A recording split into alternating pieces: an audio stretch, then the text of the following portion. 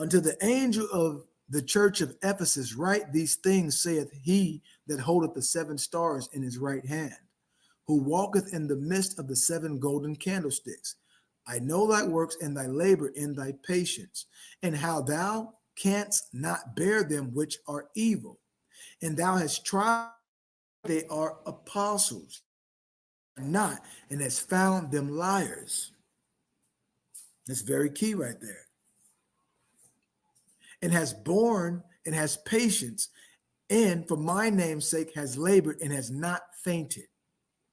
Nevertheless, I have somewhat against thee, because thou hast left thy first love.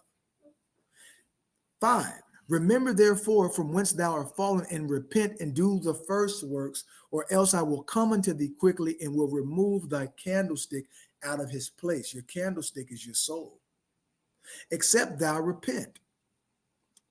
6. But this thou hast, that thou hatest the deeds of the Nicolaitans, which I also hate. So you understand what the Nicolaitans did. They said that, in other words, they used grace to sin. That's putting it simple, okay? They said, well, we will sin more so that way we can have more of his grace.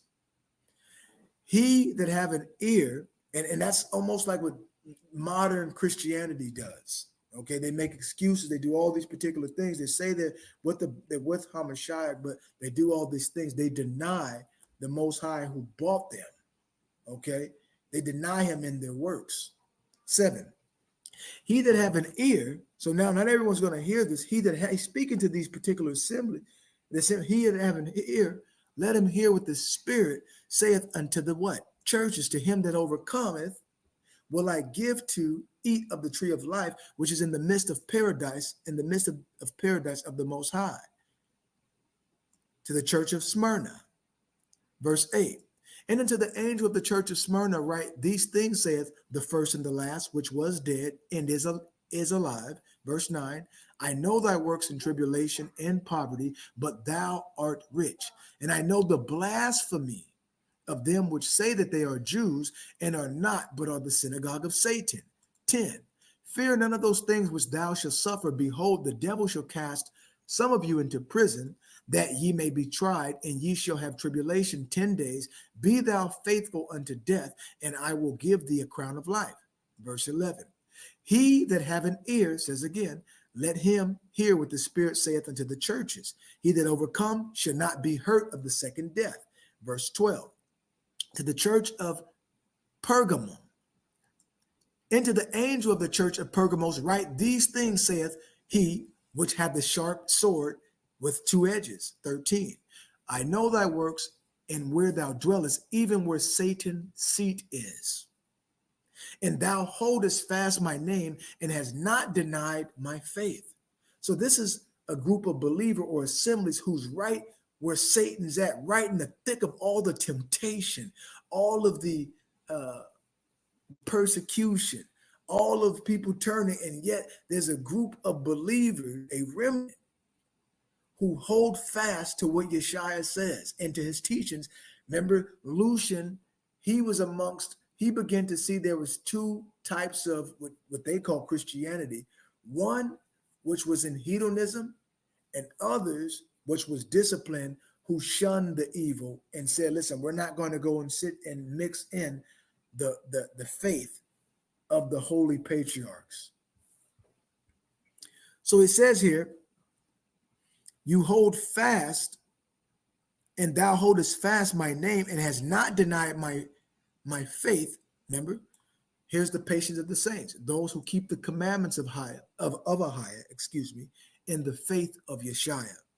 Even in those days where Antipas was my faithful martyr, who was slain among you, where Satan dwelleth.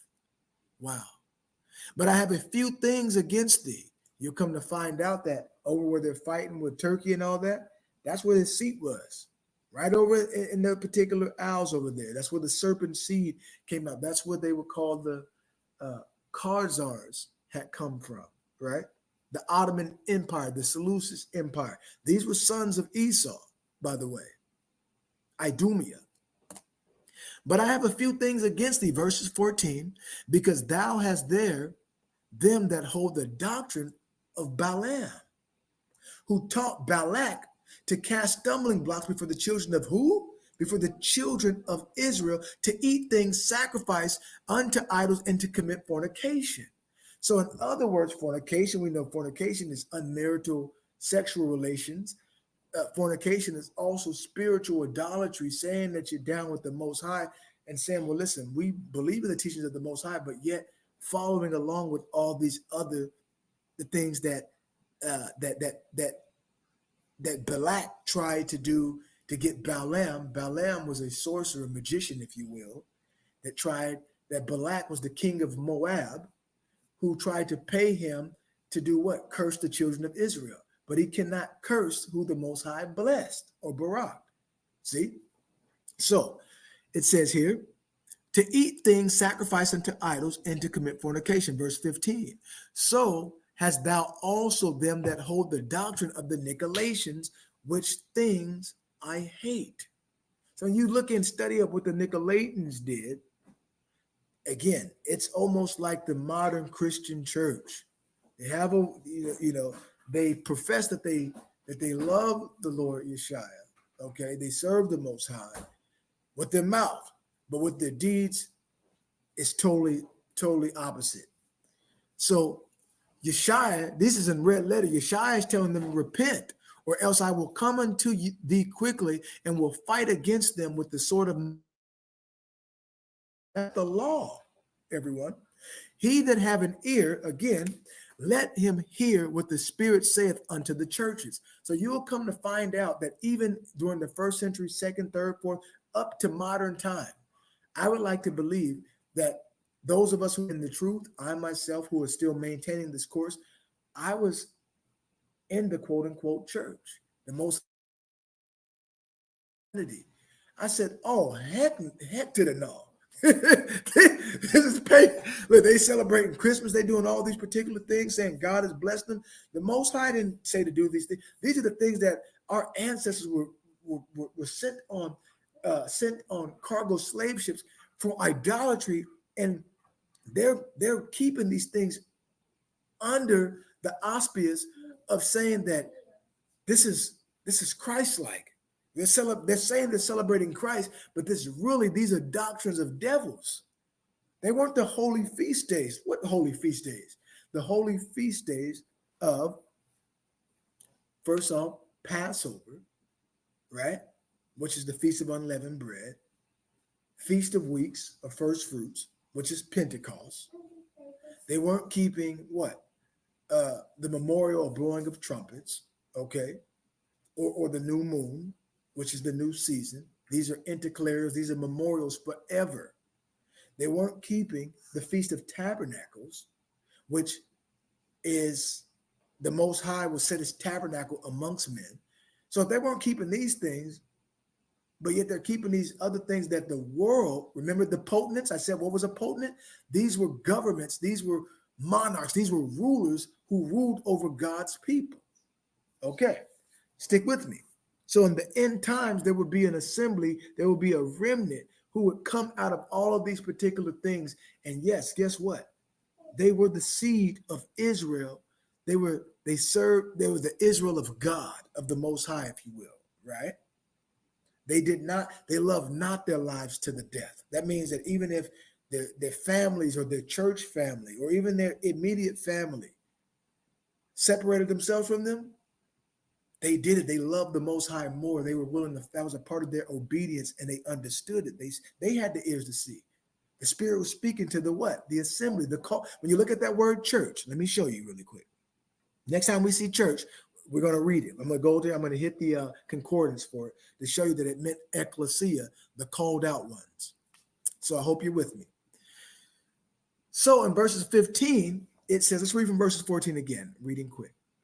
But I have found a few things against thee, because thou hast there them that hold the doctrine of Balaam, who taught Balak to cast a stumbling block before the children of Israel, to eat things sacrificed unto idols, and to commit fornication.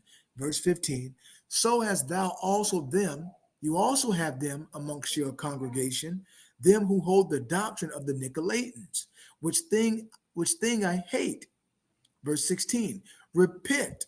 So Yeshua is telling his bride and who he possesses, who's supposed to be carrying his name, who's going to be what?